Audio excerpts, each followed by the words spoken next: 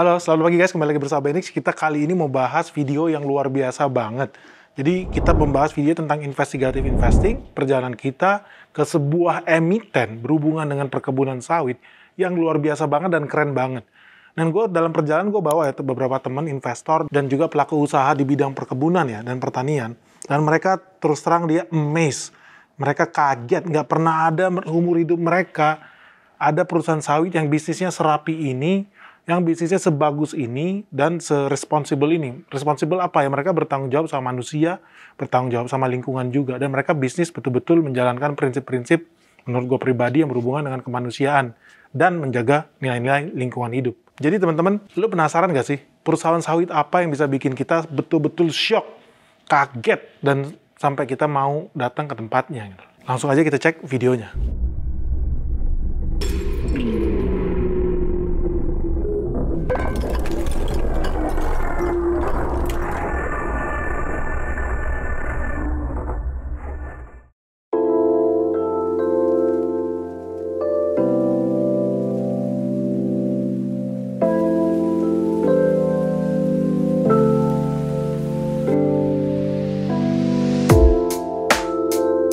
Halo guys, kita udah di airport Cengkareng on the way ke Belitung. So buat teman-teman yang di Belitung sampai ketemu. Nanti kita makan bareng ya. Sampai ketemu guys, bye bye.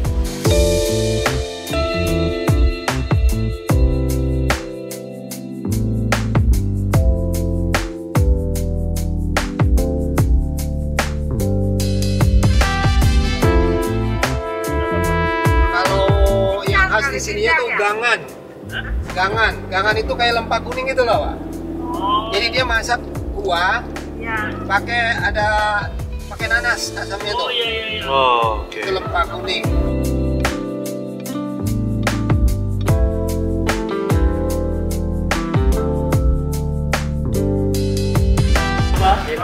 Ya, betul. Pak Zul. Iya. Pak Muklis. Juli, Pak. Pak Juli. Iya. Pak Juli direktur operasional. Iya. Itu SNM. Thank you Pak. Kita udah dikasih di sini. Oh, mari Pak, mari. Kita sarapan dulu Pak. Oh ya.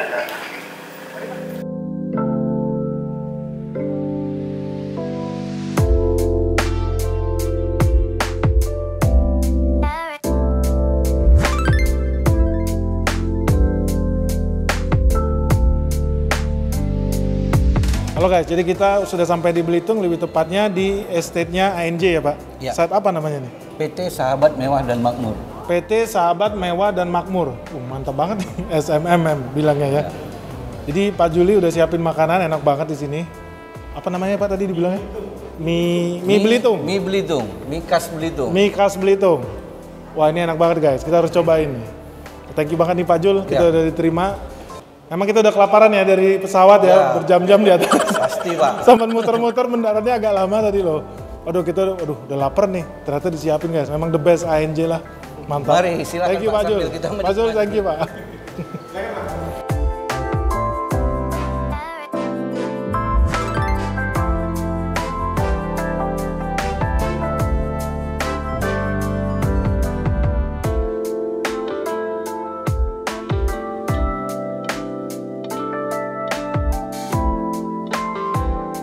Kami dengan senang hati menghadiri Bapak dan Ibu yang ada, sharing tukar pikiran, kemudian kira-kira apa yang harus bisa kami perbaiki sehingga PT SMM khususnya dan ANJ secara umum bisa lebih baik lagi.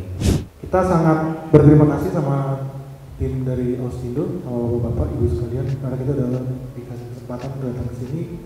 Alasannya kenapa? Karena menurut kita seumur hidupnya kita sebagai perusahaan investasi, kita tidak pernah mau berinvestasi di perusahaan sawit.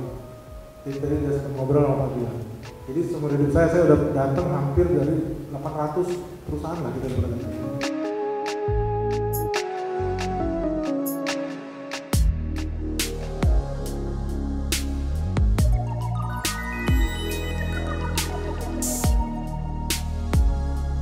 Kita sekarang mau jalan ke tempat composting, jadi tempat pemupukan buat teman-teman yang belum tahu ya, buat perusahaan sawit pada umumnya di Indonesia itu biaya mereka paling habis duit itu cost-nya itu habis buat pemupukan. Nah, Austindo ini salah satu dari mungkin sangat sedikit perusahaan yang mampu melakukan zero waste. Artinya apa? Waste mereka itu berubah menjadi kompos. 100% berubah menjadi kompos. Terus kompos itu dirubah menjadi pupuk untuk memupuk sawit-sawitnya mereka. Jadi mereka bisa hemat sampai 50% tuh untuk pemupukan.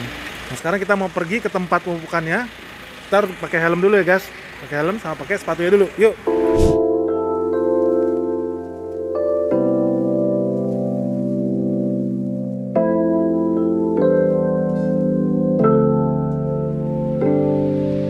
Bapak asli Belitung kah? Asli Belitung.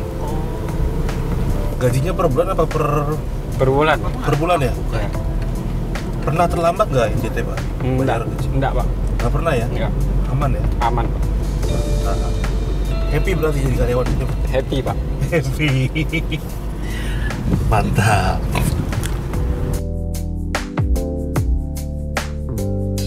Halo guys, jadi kita sekarang lagi di tempat untuk pemupukan kompos. Jadi composting site ya Pak, dengan Pak Juli nih, Direktur Operasional untuk di Austindo yang di Belitung, SMM. Jadi gini guys, banyak orang itu nggak sadar ya kalau bisnis kebun itu komponen pupuk itu biaya yang paling tinggi ya Pak. Ya, Nah tapi ternyata Austindo itu berhasil melakukan hal yang berbeda. Dia bisa menghemat pengeluaran buat pupuknya sampai dengan 50% loh guys. Kenapa Pak bisa begitu?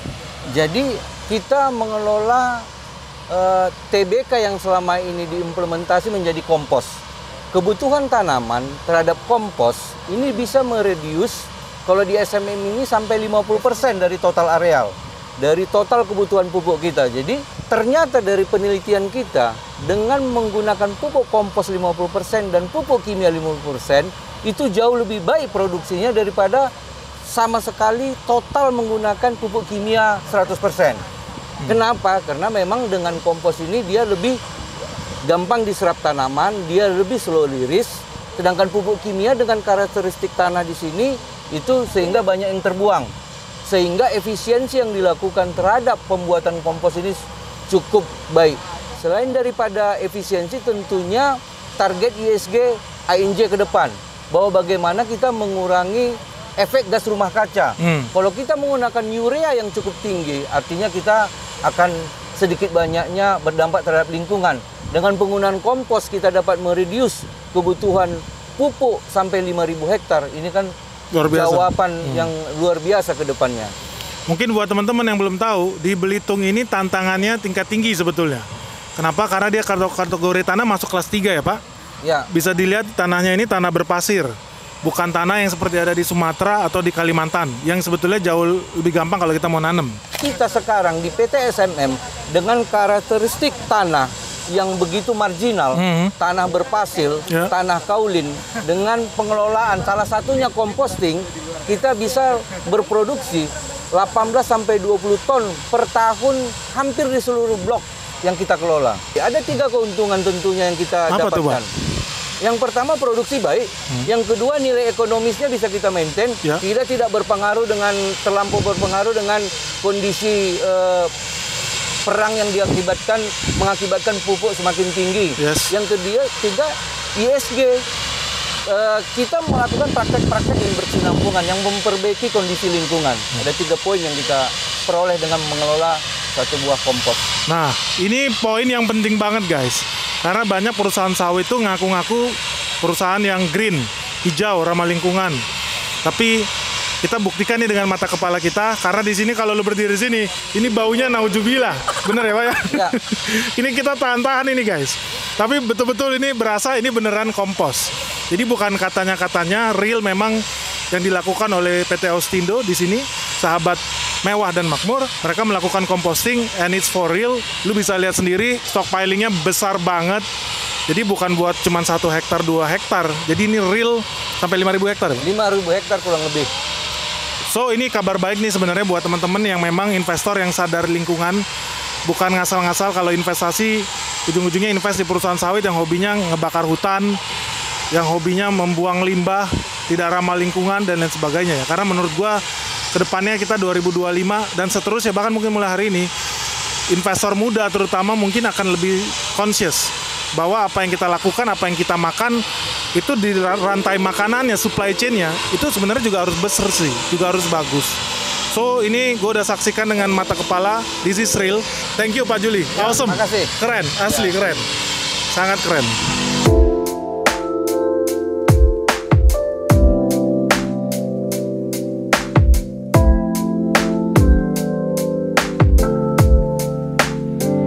Halo guys, jadi kita sekarang sudah sampai di tempat mill ya Pak, dan kantornya PT SMM.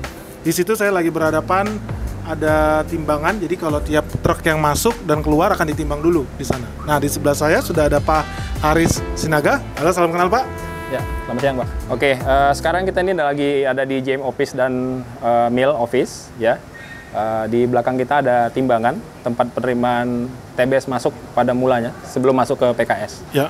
Gitu. Jadi di timbangan ini kita menimbang mobil yang masuk dan keluar menggunakan timbangan yang sama sehingga kita bisa peroleh netonya berapa sih yang kita terima. Nah, saya dengar kemarin tadi ada presentasi yang pakai teknologi ITIS, cuman ada di NJT, Austindo. Sebenarnya apa sih Pak? Teknologi apa? Nah, ITIS ini dia untuk proses penerimaan TBS luar. Jadi kalau sebelumnya kita menggunakan manual nih, Ya. kita menggunakan kertas, mereka buat SP dari lapangan, dari kebun masing-masing, koperasi masing-masing, Oke. bawa ke mill input secara manual Oke. ke sistem timbangannya. Oke. Nah, sistem ini yang diganti. Jadi di lapangan mereka inputnya menggunakan handphone masing-masing, terus nanti di tap ke ke handphone mereka, nanti mereka kirim QR code. Nah, QR code ini yang mereka tunjukkan nanti ke timbangan di scan. Oke. Di timbangan kita hanya scan doang, nggak ada lagi yang namanya ketik-ketikan. Jadi cuma scan, semua data Automatic. yang mereka kirimkan langsung masuk ke sistem kita.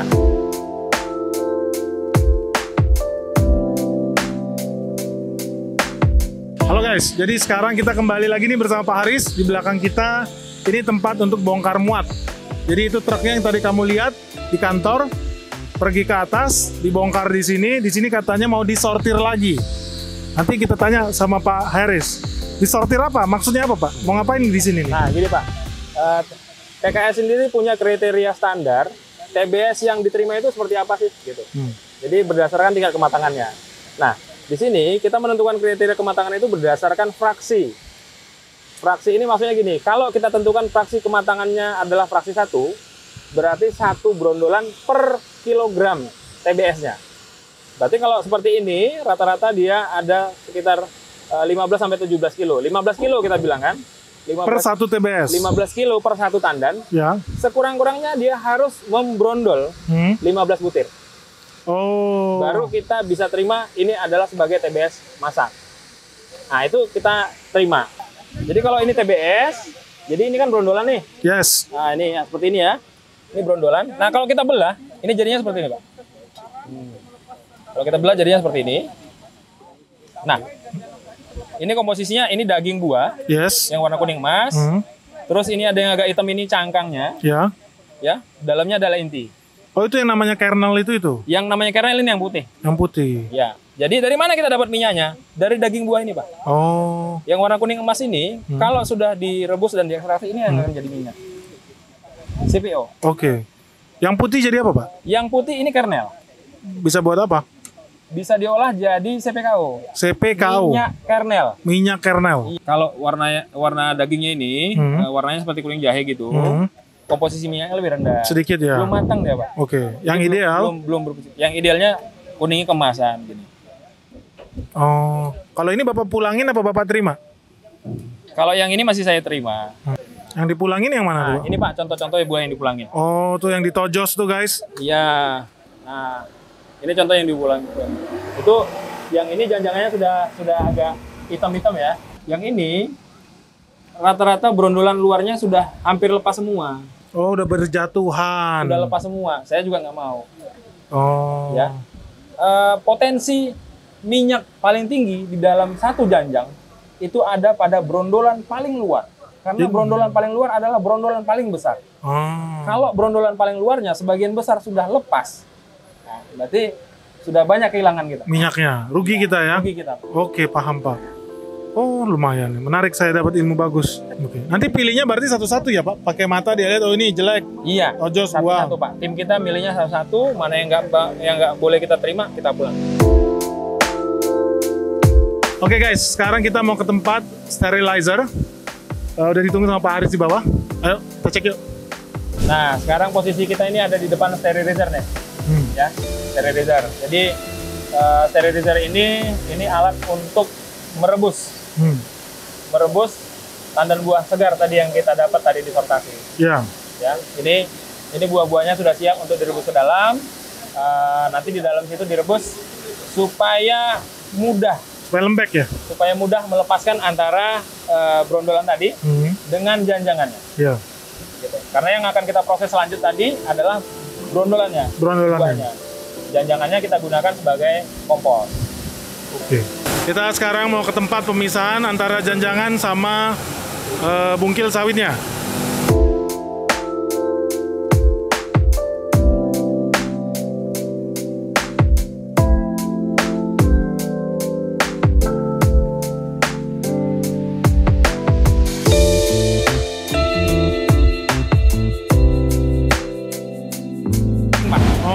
Banting.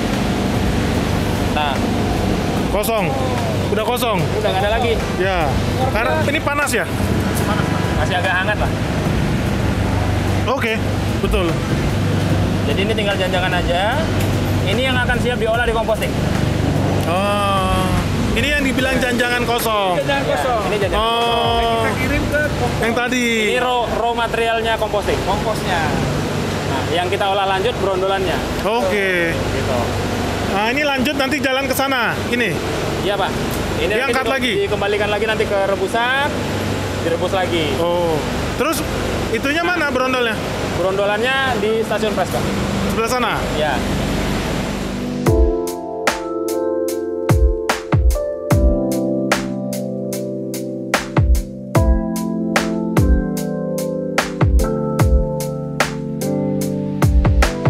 Jadi kita udah keluar dari plant, tadi berisik banget di sana, tapi kita happy banget, seneng banget karena berkat Pak Haris kita dapat penjelasan dari awal sampai akhir gimana CPO itu terjadi. Pak boleh ulangin nggak karena sekarang kita udah di luar nih, nanti kita masukin ke dalam videonya. Oke. Apa tadi yang kita lewatin? Oke, kita mulai dari tracer aja ya. Ya. Nah, dari tracer tadi, di stasiun tracer tadi kan kita ada misalkan itu yang namanya janjangan dengan brondolan. Janjangannya itu tadi kita sebut tankos, itu ada jadi raw material buat kompos. Ya. Terus tadi kita akan olah lagi yang namanya brondolan Ya. untuk mengekstrak minyak dari buahnya. Nah, yang daging buah yang sudah kita ekstrak minyaknya itu kita jadikan bahan bakar karena sudah jadi fiber, tidak ada lagi minyaknya. Minyak tadi kita murnikan di stasiun klarifikasi sehingga jadi CPO yang kita lihat tadi bersama. Nah, kemudian sisa apa? Nut. Nut tadi dipecahkan cangkangnya supaya kita bisa ambil kernelnya. Kernel oil. Kernelnya aja dulu. Ya, kernelnya aja. Nah, yang kita lihat tadi di belakang itu ada kernelnya, terus itu yang dikemas di karung untuk dijual. Cangkangnya sendiri itu digunakan sebagai bahan bakar juga. Wow. Jadi di sini prosesnya end to end dari ujung, dari hulu sampai hilir. Kayaknya nggak ada waste ya? Nggak ada, Pak. Waste-nya semua digunakan kembali ke lahan. Ke lahan. Karena tadi ada gue lihat, kalau lihat di bungkil sawit itu, di brondolan itu, dia dipanasin, baru dia bisa lepas ya Pak? Ya, janjangan. Jangan tempat nempelnya brondolan sawit itu, ternyata bisa lagi dibikin kompos. Jadi bisa dipupuk.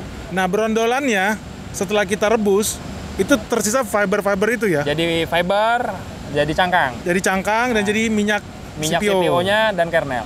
Nah, fibernya itu kita bisa masukin lagi ke boiler untuk dibakar ya. Jadi bahan bakarnya boiler. Nah, terus nanti abu pembakarannya juga kita gunakan sebagai campuran kompos. Abu pembakarannya juga jadi kompos lagi. Jadi guys, dari ujung ke ujung bisa dipakai guys. Nggak ada sampahnya. Amazing banget deh. Keren banget. Oke Pak Haris, ya, salam sehat. Sukses selalu, semangat. Makasih banyak. Thank you ya Pak. Sama-sama. Halo guys, sekarang kita lagi di lokasi yang namanya biogas plant. Ini gue nggak ngerti apa, tapi di belakang ada bangunan kayak tempurung kura-kura. Dan gue juga nggak ngerti ini apa, tapi kayaknya keren banget. Karena ada tulisan-tulisan asing PT Austindo Aufwind New Energy. Ini maksudnya apa ya? Yuk kita langsung aja tanya sama bosnya nih yang ada di lokasi ini. Terima kasih Pak Benik. Jadi kita berada di lokasi PT Aostindo Avindo Energy, adalah pembangkit listrik tenaga biogas. Jadi kita memanfaatkan limbah cair dari perkebunan pabrik kelapa sawit PT SMM untuk diolah menjadi biogas. Jadi biogas yang kita hasilkan dimanfaatkan atau digunakan sebagai pembangkit listrik. Pembangkit listrik PT ANE ini menghasilkan listrik dengan kapasitas kurang lebih 1.800 kW. Wow. Dan kita jual ke PT PLN Persero. Mereka memanfaatkan limbah sebaik mungkin, bahkan mereka bisa menghasilkan listrik. Punya pembangkit listrik tenaga sawit loh ibaratnya nih. Tadinya gue nggak percaya guys, tapi kayaknya bener nih. Udah ketemu ahlinya soalnya ada Pak Ivan di sini. Ayo guys, kita cek aja yuk.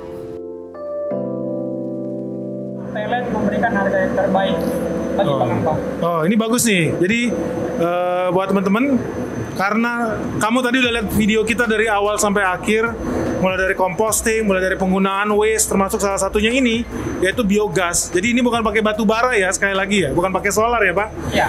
Murni pakai limbah yang ada di sawit. Jadi gasnya ini gas yang green. Ini energi terbarukan sebenarnya. Jadi wajar aja kalau seandainya ada selisih harga di sana, tetapi harapannya dari PLN juga bisa naikin harganya sih. Kalau nggak salah sih, udah lama nggak naik ya harganya? Dari tahun 2000? Dari tahun 2013. 2013 ya, jadi udah 10 tahun lebih harganya nggak berubah. Ya harapannya bisa naik lebih tinggi lah, karena kan pemerintah mau ngejar target Sustainable Development Goals ya. Iya.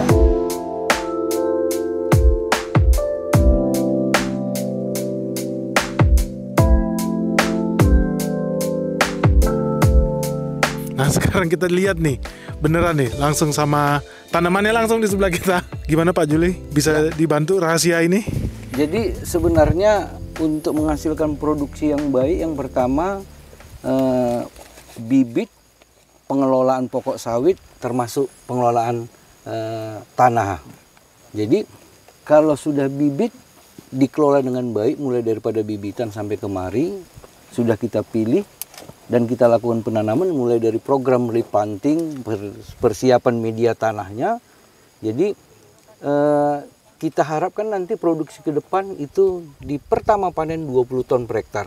Dengan catatan banyak praktek-praktek agronomi yang harus kita lakukan sesuai dengan standar. Yang pertama misalnya melakukan prepare kondisi tanah.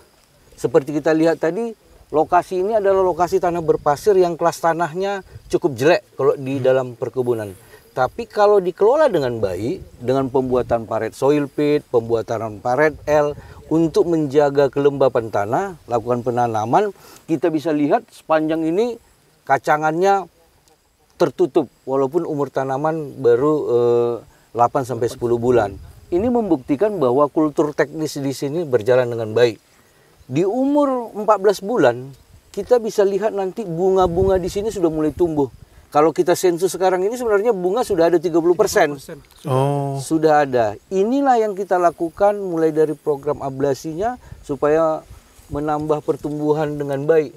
Kita harapkan nanti dengan berbagai macam termasuk dengan pengelolaan biobag kompos, ini mengurangi penggunaan pupuk kimia, dan dia bisa diserap tanaman secara perlahan-lahan, slow release dia, sehingga nanti di umur 37 bulan di panen pertama ini bisa 20 ton per hektar, mengalahkan sebenarnya di kelas 1 sesuai dengan rekomendasi daripada misalnya ini dari Topaz sendiri.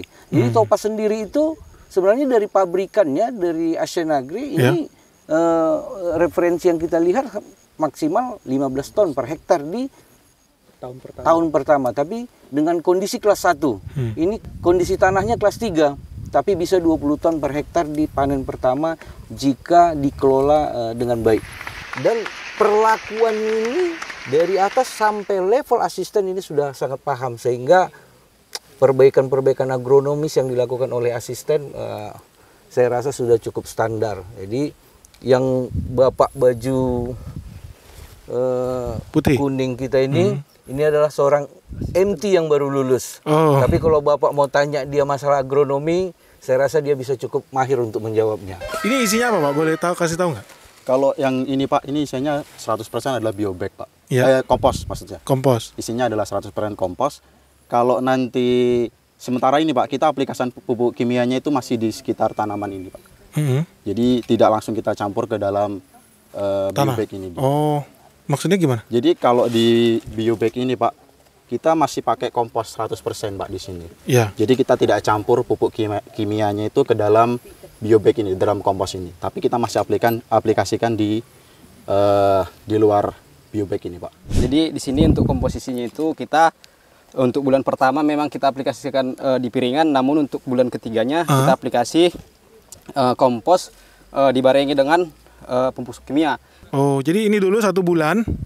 Jadi supaya organik ya selama 1 bulan. Jadi, itu. Untuk bulan pertamanya kita pupuk itu, kita pupuk kimianya ditabur di piringan. Kemudian masuk bulan ketiga baru kita aplikasi untuk pupuk kompos yang aplikasikan di dalamnya itu pupuk urea dan juga pupuk MOP tadi Pak. Oke, sekarang ini udah usia ke 10 bulan. Iya benar Pak. Jadi kalau kita bercerita sawit ini ibarat kuliah 136 SKS. Panjang ya Pak. Panjang. Jadi kalau kita cerita biobag aja, sebenarnya perlu banyak yang mau kita bisa dieksplor ya, banyak ya. Diskusi. Mulai dari lubang tanam. Lubang tanam juga yang mana diluan topsoil, yang mana subsoil, apa unsur hara yang kita masukkan itu jelas semua. Itulah bolak-balik tanah itu ya Pak ya. Jika semua perusahaan melakukan pengelolaan kebun dengan baik, melakukan sosialisasi agar masyarakat tidak membuka lahan yang di luar APL, dukungan dari pemerintah, dukungan dari semua stakeholder, saya yakin bahwa semua produk daripada masyarakat sudah bisa tersertifikasi, kemudian sudah berasal dari lahan yang betul-betul terlegalitas dengan baik. Jadi kalau kita melakukan praktek perkebunan yang bertanggung jawab, yang sustainable, itu bisa kita tularkan kepada masyarakat. Saya yakin produk CPO kita juga diterima di pasaran luar. Itu sebenarnya, sehingga campaign negatif yang selama ini yang berada di negara luar yang mengatakan bahwa pengelolaan kebun yang tidak bertanggung jawab itu sebenarnya sudah tidak ada lagi. Betul. Wah, kita dukung penuh nih. Ini program yang sangat bagus dicontohkan oleh Austindo, dan saya udah jadi saksi nih, saya lihat dengan mata kepala dan apa yang dilakukan, apalagi programnya tadi ada yang namanya Etis. Teman-teman bisa cek, ada di Google Play Store ya Pak ya. Buat tracking, traceability dari produk sawit, produk CPO sebelum dia keluar dari ANJ, mereka udah tahu source-nya itu dari mana, mau dari internal kebunnya maupun dari petani di sekitar ya Pak. Semua bisa terdeteksi. So teman-teman, ini perjalanan yang bagus. Kita belajar banyak hal dari teman-teman di Austindo. Thank you Pak Muklis. Oke. Thank you Pak Juli. Ya, makasih.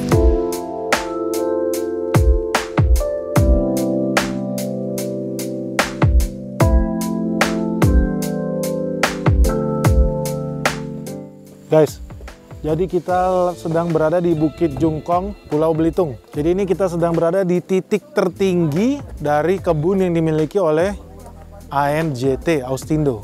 Nah, ini dikelola oleh anak perusahaannya namanya PT Sahabat Mewah dan Makmur. Jadi bisa bayangin guys, sejauh mata memandang, isinya adalah sawit and sawit. Ini semua adalah kebun sawit. Pas di belakang saya, di tengah-tengah kita, sayang kamu nggak bisa lihat, ini adalah hutan. Jadi mereka menjalankan konservasinya dan mereka juga jalankan yang namanya bisnisnya juga. Jadi karena mereka insist untuk jadi perusahaan pangan yang bersahabat dengan alam dan juga manusiawi. Jadi ini betul-betul bagus menurut gua proyek yang dia bikin, dan betul-betul kalau SDG itu dilaksanakan dengan baik di sini. Gak ada yang namanya tebang hutan sembarangan, bakar-bakar, buka lahan, itu nggak di sini. Itu bukan ANJ sama sekali, dan gua udah lihat, I think this is a good kind of doing business di bidang palm oil, di bidang plantation dengan cara yang seperti ini. Nah, inilah guys yang namanya investigative investing. Jadi ketika lu mau investasi, beda dengan penjudi atau trader yang namanya bandarmologi, candlemologi, astrologi, ilmunya nggak jelas, meramal-meramal aja, tahu-tahu lu udah beli atau lu jual, tahu-tahu lu cut loss. Nggak begitu caranya. Ketika lu mau investasi, lu harus sadar dan ketahui di belakang perusahaan yang lu beli itu ada bisnisnya. Jadi saham-saham semua yang ada di ISG itu ada bisnisnya, ada orang yang menjalankannya, ada manajemennya, ada tata kelolanya, dan itu yang penting untuk kita ketahuin. So, sekali lagi gue thank you banget sama teman-teman dari Austindo utamanya teman-teman yang ada di PT SMM Belitung, sahabat mewah dan makmur yang sudah menerima BNX di sini dengan begitu luar biasanya. Terima kasih juga khususnya untuk Bapak Direktur Juli Wangkara Purba yang udah menerima kita dengan sangat baik di sini, sehingga kita bisa dapat pengalaman baru, experience baru, pengetahuan baru, dan bisa kenal lebih tahu Ausindo itu perusahaan yang seperti apa. Ternyata ini bukan perusahaan sawit biasa. Oke guys, semoga video perjalanan investigasi BNX di Belitung ini bermanfaat untuk membantu perjalanan investasi kamu. Kalau kamu ada pertanyaan, langsung komen di kolom di bawah ini. Jangan lupa ya, like dan share video ini ke teman-teman kamu. Salam sehat, salam cuan, bye-bye.